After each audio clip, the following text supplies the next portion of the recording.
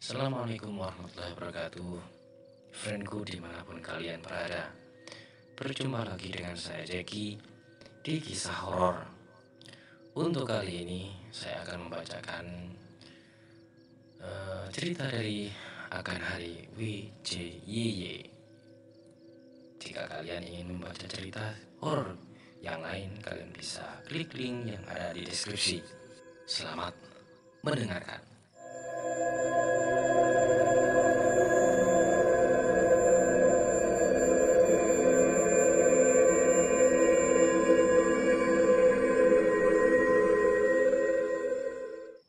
Pernah dengar pas kecil jangan keluar maghrib, banyak setan? Ibu kalian pasti pernah bilang begitu kan? Kali ini topik itulah yang ingin saya angkat di cerita ini. Karena sebenarnya dari segi agama apapun dijelaskan kalau setan dan jin memulai aktivitas mereka ketika senja atau matahari terbenam. Ketika maghrib tiba.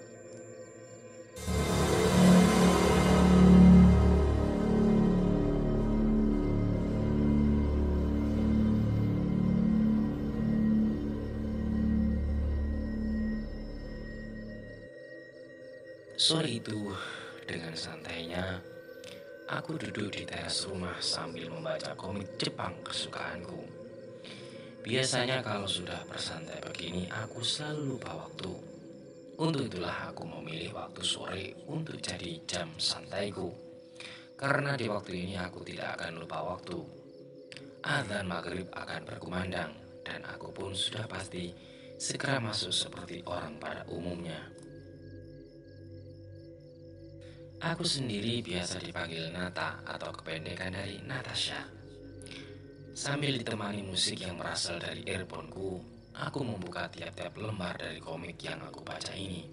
Sekitar 1,5 jam aku duduk. Bapakku kemudian datang dan menyuruhku masuk pada pukul 18. Saat itu sudah banyak orang yang berangkat ke masjid. Bacaan-bacaan sholawat juga sudah terdengar. Tinggal menunggu waktu maghrib tiba saja. Aku pun masuk dan mengambil air wudhu untuk segera melaksanakan sholat di rumah. Karena aku sholat sendiri, terkadang sholatku itu lebih cepat dengan yang di masjid.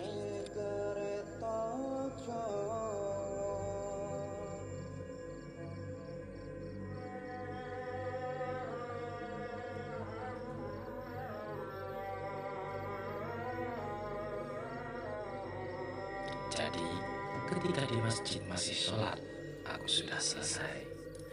Setelah selesai, bapak memintaku untuk membeli permen di warung. Karena adikku yang masih berusia sekitar 4 tahun itu tidak mau makan kalau tidak dikasih permen dulu. Namanya Raffi. Resep banget si Raffi. Jadi gue kan yang disuruh beli. Ucapku yang menggerutu karena kesal. Karena aku mau lanjut baca buku komik. Aku pun meminta uang pada bapak untuk beli permen itu sekarang juga. Masih maghrib, kata bapak menjawabku. Gak apa-apa pak, sekarang aja. Karena aku memaksa, bapak pun memberi uang dan membiarkanku pergi untuk membeli permen ke warung. Akhirnya, di suasana maghrib itu aku berangkat ke warung. Saat itu langit saja masih warna keunguan dan suara doa-doa masih terdengar dari masjid.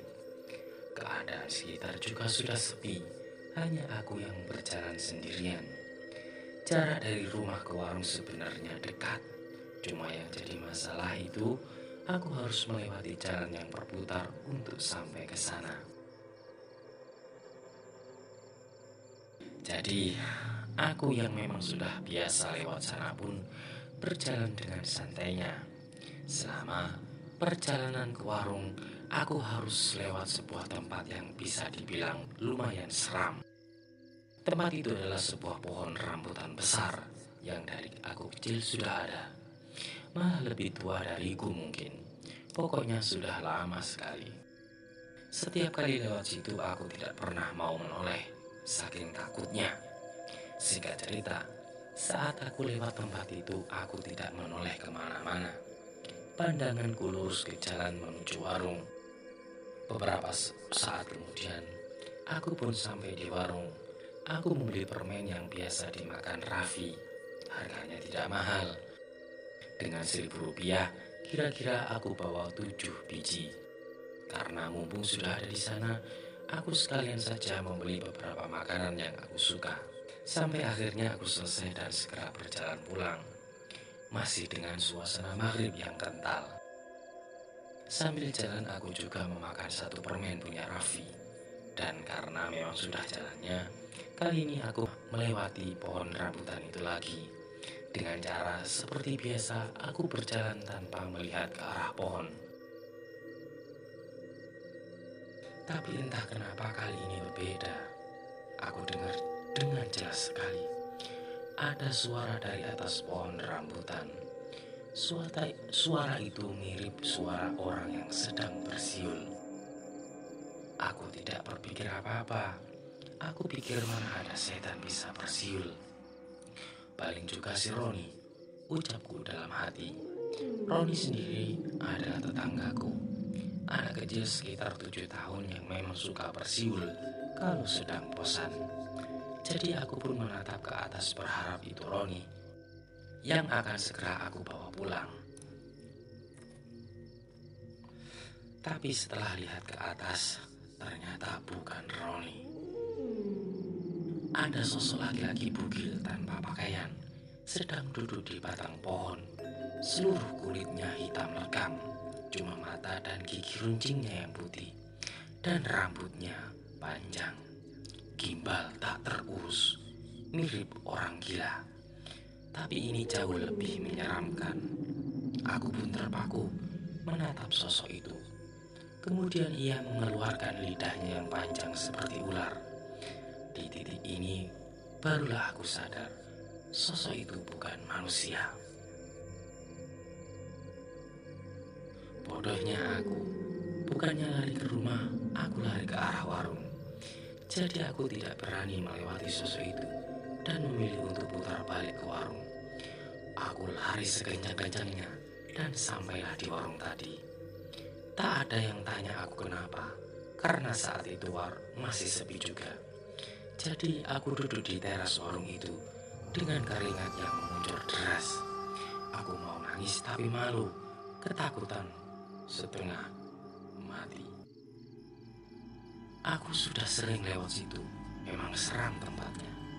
Tapi setiap kali lewat pohon itu tidak pernah terjadi apa-apa. Bahkan saat aku pulang tengah malam pun aku tidak pernah lihat yang seperti itu. Baru kali ini aku ketakutan lewat pohon itu. Namun beruntungnya aku baru ingat kalau warung itu juga dekat dengan masjid. Jadi tak lama para jamaah sholat maghrib pun bubar. Aku menunggu mereka. Barangkali ada yang searah denganku. Karena saat itu aku tidak berani jalan sendirian. Akhirnya ada 3 orang tetanggaku yang baru pulang dari masjid. Aku pun lega. Jalanan akan terasa ramai dengan mereka. Dari warung, Nat? Tanya salah satu tetanggaku yang seorang bapak-bapak berbahaya. Iya, si Raffi minta permen maghrib-maghrib, jawabku dengan suara yang gemetar. Kami pun lanjut berjalan. Setelah beberapa langkah, pohon rambutan itu mulai kelihatan. Dari kejauhan aku tidak melihat sosok itu. Aman, pikirku dalam hati. Aku terus melangkah di belakang para bapak-bapak ini. Sampai akhirnya kami persis berada di dekat pohon itu. Sumpah, aku tidak mau menengok kemanapun. Malah kali ini aku jalan menunduk, enggan rasanya melihat sekitar.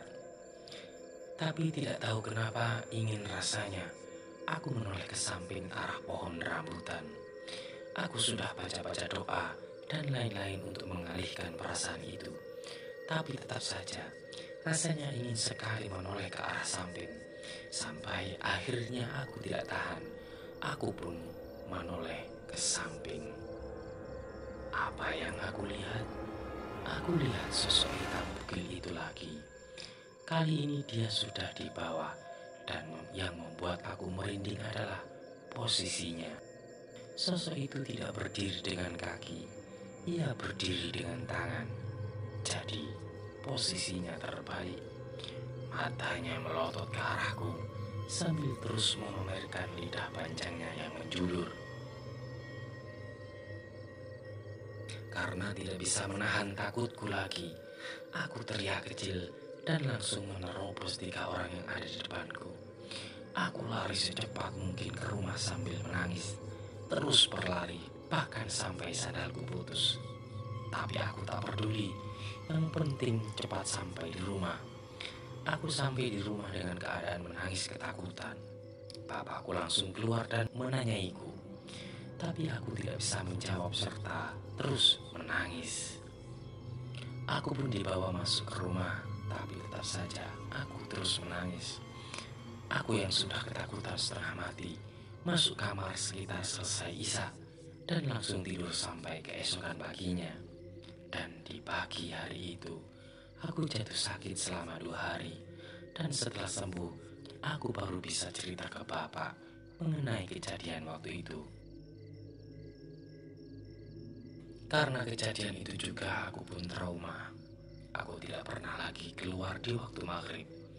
Dulu waktu kecil, bapak juga sering menakut-nakutiku kalau setiap maghrib setan dan jin berkeliaran. Dan kini aku mempercayai omongan itu.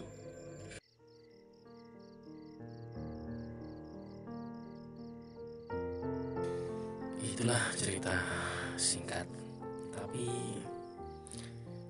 ya dari dulu memang orang-orang tua kita sering bilang ya jangan keluar pada waktu sandikala atau senja, ya batas antara sore dan malam, karena di waktu itu banyak setan-setan yang keluar. Percaya apa tidak? Silakan kalian membuktikannya sendirilah. Siapa tahu ketemu. Oke, terima kasih.